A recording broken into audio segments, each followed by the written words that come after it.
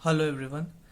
तो आइए समझते हैं section 80 double J double A of income tax act 1961। ये बात करता है deduction in respect of employment of new employees. अगर कभी भी न्यू एम्प्लॉयज का एम्प्लॉयमेंट होता है उसके रेस्पेक्ट में ये डिडक्शन है। तो सबसे पहले ये 80 double J double A applicable किसके ऊपर होता है, तो इसकी एप्लीकेबिलिटी है वो असेसी जिसके ऊपर section 44 AB of income tax act 1961 apply होता है। 44 AB का मतलब टैक्स ऑडिट, जिसके ऊपर असेसी के ऊपर अप्लाई होता है उसके ऊपर उसको 80 double J double A applicable होता है। ये इसका पीरियड कितना होता है 80 डबल जे डबल ए का, तो ये 3 असेसमेंट ईयर्स तक ये डिडक्शन आपको मिल जाता है। फॉर एग्जाम्पल सपोज कीजिए एक असेसी मिस्टर राजेश है जिन्होंने अपना बिजनेस कमेंस किया of manufacture of laptops on 1 अप्रैल 2020।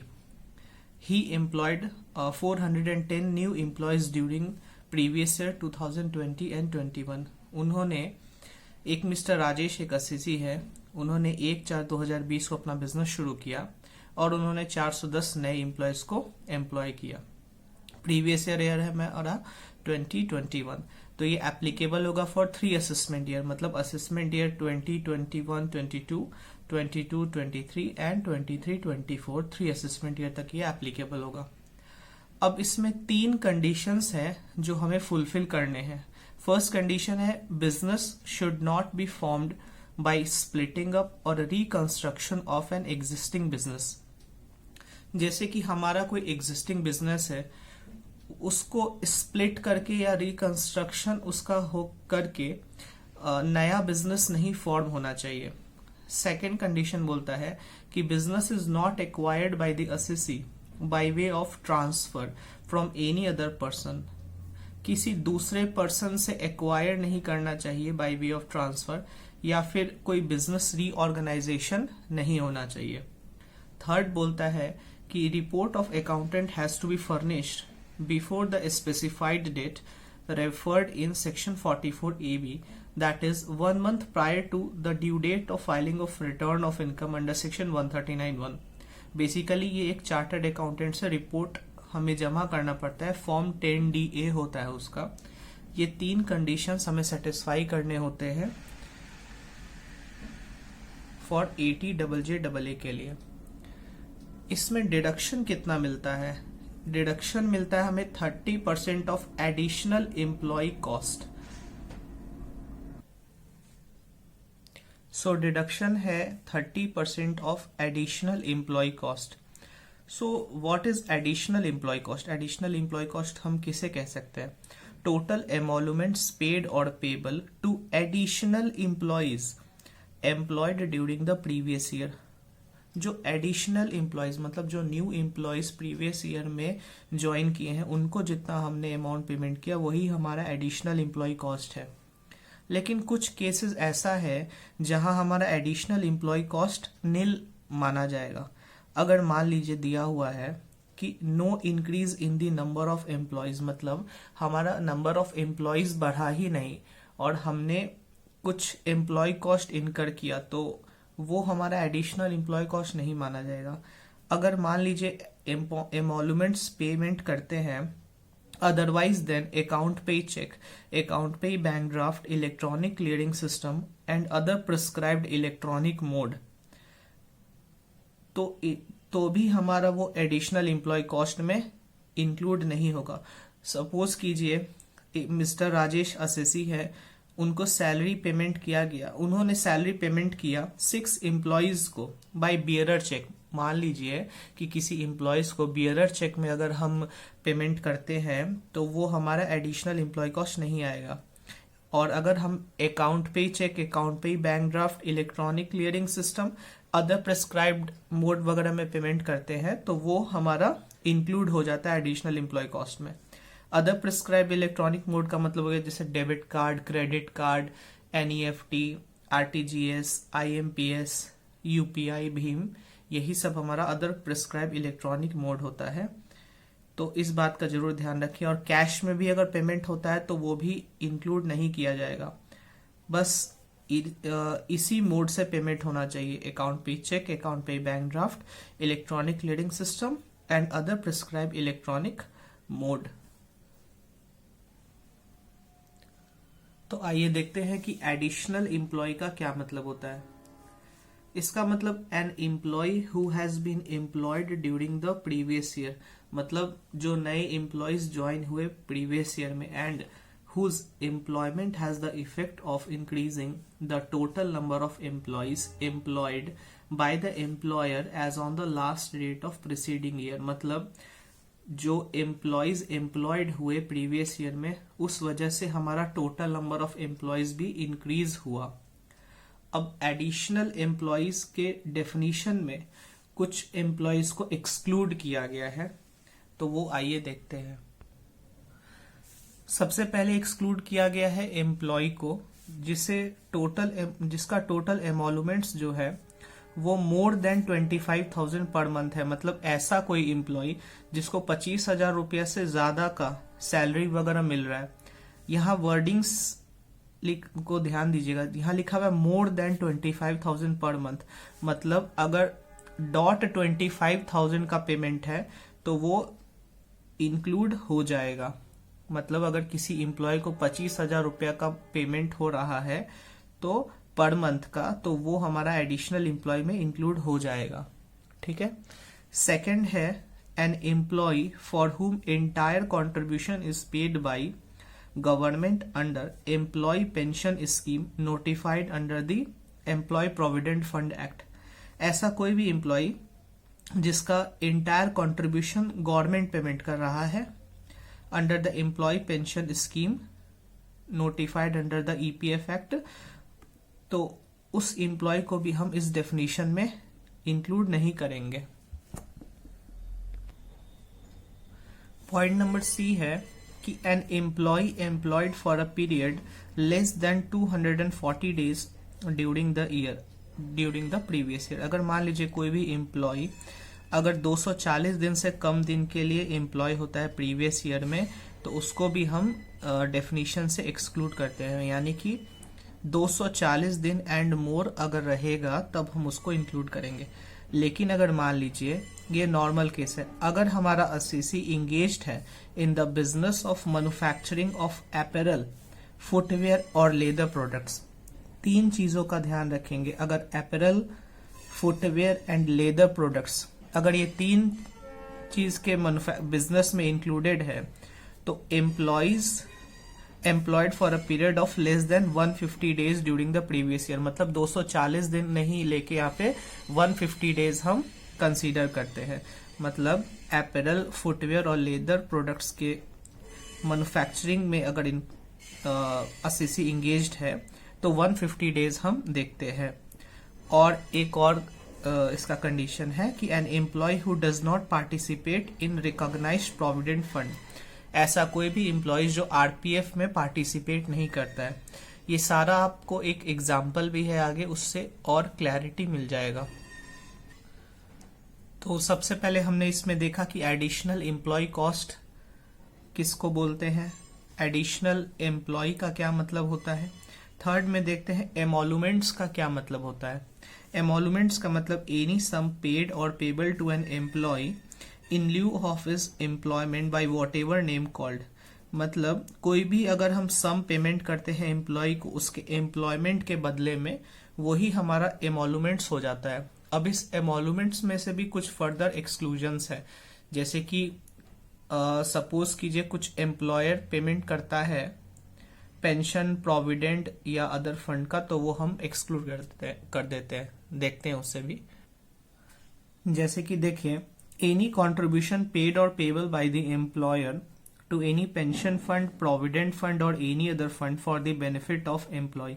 अगर एम्प्लॉय के बेनिफिट के लिए अगर एम्प्लॉयर पेंशन फंड में, प्रोविडेंट फंड में या किसी भी तरह के फंड में कुछ भी कॉन्ट्रीब्यूशन देता है, तो वो एमोलुमेंट्स के डेफिनेशन में नहीं आएगा। जैसे यहाँ देखिए एक एग्जांपल, एम्प्लॉयर ने कंट्रीब्यूट किया एज पर लॉ किसी पेंशन, प्रोविडेंट या अदर फंड में, तो दिस इज नॉट एमोलुमेंट्स, ये एमोलुमेंट्स नहीं होगा। एंड इसी में एक और है, अगर एनी लमसम पेमेंट पेड और payable to an employee at the time of termination of his service, यानी कि जब भी एक एम्प्लॉय अपने सर्विस से टर्मिनेट होता है या छोड़ के जाता है, या फिर सुपर एनुएशन या वॉलेंट्री रिटायरमेंट है, मतलब ग्रेचुइटी का पेमेंट होता है, लीव इनकैशमेंट वगैरह का पेमेंट होता है, वॉलेंट्री रिट्रेंचमेंट का पेमेंट होता है, कम्यूटेशन ऑफ पेंशन वगैरह का पेमेंट होता है, तो इस केस में भी ये हमारा एमोलुमेंट्स के डेफिनेशन में नहीं आता है। जैसे मान लीजिए एम्प्लॉय यहाँ पे लमसम पेमेंट कर रहा है एक एम्प्लॉय को फॉर टर्मिनेशन ऑफ सर्विस। अगर एक एम्प्लॉय छोड़ के जाता है ऑफिस और एम्प्लॉयर उसको लमसम पेमेंट करता है ग्रेचुइटी वगैरह का भी, तो वो हमारा एमोलुमेंट्स के डेफिनेशन में नहीं आता है।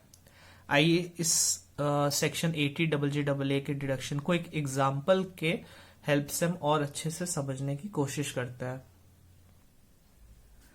तो केस 1 है, एग्जाम्पल है, एक असेसी है, वही mister Rajesh, has commenced the business of manufacture of laptop on 1/4/2020. He employed 410 new employees during the previous year 2020 and 21. Assessee ने कमेंस किया business of manufacture of laptop और उसने 410 नए एम्प्लॉयज को एम्प्लॉयड किया ड्यूरिंग प्रीवियस ईयर। तो यहाँ पे कुछ डिटेल्स दिया हुआ है, जैसे देखिए 75 नंबर ऑफ एम्प्लॉयज हैं, इनका डेट ऑफ एम्प्लॉयमेंट मतलब इन्होंने ज्वाइनिंग कब किया था 1/4/2020 को, और ये रेगुलर एम्प्लॉयज थे, और इनको टोटल मंथली एमोलुमेंट्स पर एम्प्लॉय मिल रहा था 24,000, मतलब एक एक एम्प्लॉय को 24,000 रुपया का एमोलुमेंट्स मिल रहा था। उसी तरह से केस नंबर 2 है, 120 एम्प्लॉयज है, इनका एम्प्लॉयमेंट का डेट 1/7/2020 है, और ये कैजुअल एम्प्लॉयज है हमारे, और इनको 24,500 का मिल रहा था। थर्ड में हमारे पास 90 एम्प्लॉयज है, 1/9/2020 को इनका एम्प्लॉयमेंट हुआ है, और ये रेगुलर एम्प्लॉयज हैं और इनको 24,000 का मिल रहा है। उसी तरह से केस 4 में 125 एम्प्लॉयज है, 1/5/2020 को इनका डेट ऑफ एम्प्लॉयमेंट है, रेगुलर है ये भी, और इनको 26,000 रुपए का मंथली एमोलुमेंट्स मिल रहा है। टोटल हमारे पास 410 एम्प्लॉयज है। अब यहाँ लिखता है कि जो रेगुलर एम्प्लॉयज है वो पार्टिसिपेट करते हैं रिकॉग्नाइज प्रोविडेंट फंड में, वाइल कैजुअल एम्प्लॉयज पार्टिसिपेट नहीं करते, यानी कि जो रेगुलर लिखा हुआ है वो पार्टिसिपेट करते हैं आरपीएफ में, कैजुअल वाले नहीं करते। And mister Rajesh is subject to tax audit under section 44AB। ये लाइन लिखने का मतलब ही है कि सेक्शन 80JJAA की ओर इशारा कर रहा है कि ये इसके ऊपर एप्लीकेबल होगा। तो आइए अब इस एग्जाम्पल को सॉल्व करते हैं। तो जैसे कि क्वेश्चन में लिखा हुआ है कि mister Rajesh is subject to tax audit under section 44AB, यानी कि सेक्शन 80JJAA एप्लीकेबल है मिस्टर राजेश को। एंड इसमें कुछ भी और अदर इन्फॉर्मेशन नहीं दिया हुआ, जैसे कि स्प्लिटिंग अप रिकंस्ट्रक्शन से बिजनेस बना है, तो वो सब हम मानेंगे कि अदर कंडीशंस जो है वो सारा का सारा पूरा हो रहा है। तो सबसे पहले देखते हैं कि हमारा एडिशनल एम्प्लॉय कॉस्ट क्या होगा। तो एमोलुमेंट्स आपको याद होगा, अगर हमारा 25,000 तक है तो एमोलुमेंट्स हमारा 25,000 रुपए तक रहना चाहिए, और फर्स्ट केस में हमारा एमोलुमेंट्स जो है वो 24,000 है, तो ये कंडीशन हमारा पूरा हो गया। देखिए कि क्या रेगुलर एम्प्लॉयज पार्टिसिपेट करने चाहिए आरपीएफ में, वो भी दिया हुआ है, मतलब जो एम्प्लॉयज है वो आरपीएफ में पार्टिसिपेट कर रहे हैं, यानी कि ये भी कंडीशन पूरा हो गया। थर्ड में लिखता है कि एम्प्लॉयड फॉर 240 डेज और मोर होना चाहिए, तो यहाँ पे 1/4/2020 को डेट ऑफ एम्प्लॉयमेंट था, यानी कि 240 डेज और मोर है, यानी कि ये भी कंडीशन हमारा पूरा हो गया। तो यानी कि ये जो 70 इसको हम इंक्लूड कर लेंगे। इंक्लूड मतलब ये जो फर्स्ट केस है ये हमारा एडिशनल एम्प्लॉय कॉस्ट यहाँ से कैलकुलेट होगा। सेकंड में हम देखते हैं कि क्या हमारा एमोलुमेंट्स जो है वो अप टू 25,000 तक है। जी बिल्कुल है, क्योंकि 24,500 का हमारा मंथली एमोलुमेंट्स है। क्या आरपीएफ में पार्टिसिपेशन हो रहा है?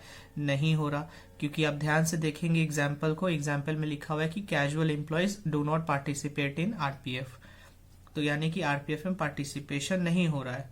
और एम्प्लॉयड है फॉर 240 डेज और मोर, ये तो है खैर। तो लेकिन आरपीएफ में पार्टिसिपेशन तो नहीं हो रहा, इसीलिए हम इसे इंक्लूड नहीं करेंगे। थर्ड में हमारे पास है एमोलुमेंट्स हमारा 25,000 तक होना चाहिए। तो क्या 25,000 तक है? बिल्कुल है, यानी कि 24,000 है। चलिए ठीक है। क्या आरपीएफ में पार्टिसिपेट कर रहे हैं? बिल्कुल कर रहे हैं, क्योंकि थर्ड वाला हमारा रेगुलर एम्प्लॉयज है। लेकिन देखिए, क्या एम्प्लॉयड फॉर 240 डेज और मोर है क्या? बिल्कुल भी नहीं है। यहाँ पे 1/9/2020 को डेट ऑफ एम्प्लॉयमेंट है, और यानी कि हमारा एम्प्लॉयड जो है वो फॉर लेस देन 240 डेज है, तो इसको हम इंक्लूड नहीं करेंगे। एंड फोर्थ में देखिए, हमारा एमोलुमेंट्स 25,000 तक रहना चाहिए, तो यहाँ पे हमारा 26,000 का मंथली एमोलुमेंट्स है, तो यहाँ पे इंक्लूड नहीं करेंगे यहाँ भी। यानी कि सिर्फ 75 एम्प्लॉयज ही हमारे एडिशनल एम्प्लॉय हुए, जो केस नंबर 1 था, क्योंकि वो ही सारा क्राइटेरिया पूरा कर रहा था। तो इस केस में हमारा एडिशनल एम्प्लॉय कॉस्ट कितना हो जाएगा? देखिए, टोटल मंथली एमोलुमेंट्स पर एम्प्लॉय 24,000 रुपीज का है, पर मंथ है, पर एम्प्लॉयज, यानी कि 75 हमारे टोटल नंबर ऑफ एम्प्लॉयज है, एंड फॉर 12 मंथ्स हमारा कितना होगा? तो ये हमारा आ गया इतना 2,16,00,000 का। तो अब डिडक्शन अंडर सेक्शन 80JJAA क्या होगा? तो ये होता है 30% of additional employee cost. Additional employee cost आ गया हमारा 2,16,00,000 रुपया, इसका 30% आप कर देंगे तो 64,80,000 आ जाएगा हमारा डिडक्शन अंडर सेक्शन 80JJAA। तो केस 1 का आंसर हमारा यही हो जाएगा। अभी केस 2 भी देखते हैं। What if mister Rajesh is engaged in the business of manufacture of footwear products. मान लीजिए कि अगर मिस्टर राजेश जो है वो लैपटॉप के बिजनेस में ना एंगेज होके फुटवेयर के प्रोडक्ट्स में एंगेज है, तो सिर्फ यहाँ पे फर्क यही आ जाएगा कि यहाँ 240 दिन कंसीडर ना करके 150 डेज हम कंसीडर करेंगे। ठीक है, तो यहाँ पे हमारा एडिशनल एम्प्लॉय क्या हो जाएगा? यानी कि पहले जो 75 था वो तो हमारा रहेगा ही, जो केस 1 में था, क्योंकि वो 240 डेज और मोर था, मतलब तो 75 डेज वो रहे, 75 एम्प्लॉयज वो हमारा रह ही जाएगा। एक हमारा जो थर्ड है, जो 90 एम्प्लॉयज है, जो डेट ऑफ एम्प्लॉयमेंट 1/9/2020 का था, वो 150 डेज और मोर है, वो हमारा आ जाएगा यहाँ पे 90 एम्प्लॉयज और इंक्लूड हो जाएंगे यहाँ पे। अब सेकंड में था हमारा 120, वो क्यों नहीं इंक्लूड हुआ? क्योंकि वो कैजुअल लेबर थे, कैजुअल वाले जो थे वो आरपीएफ में पार्टिसिपेट नहीं कर रहे थे। एंड जो 125 एम्प्लॉयज थे उनका 26,000 था, मतलब 25,000 से ज्यादा था एमोलुमेंट से, इसीलिए वो दोनों नहीं आएंगे। इसीलिए यहाँ पे सिर्फ एक 90 एम्प्लॉयज और ऐड हो गए। तो कितना हो गया देखिए, additional employee cost for 75 employees के लिए 2,16,00,000 हमने पहले निकाल रखा था। 90 एम्प्लॉयज के लिए हम और निकाल लेते हैं। इनका मंथली एमोलुमेंट्स कितना था? 24,000 पर मंथ फॉर 90 एम्प्लॉयज थे टोटल हमारे, एंड फॉर 7 मंथ्स के लिए निकालेंगे, क्योंकि 1/9/2020 से 31 मार्च 2021 तक। तो ये आ जाएगा हमारा टोटल 1,51,20,000 रुपया। तो टोटल अगर हम करते हैं तो 3,67,20,000 का आता है।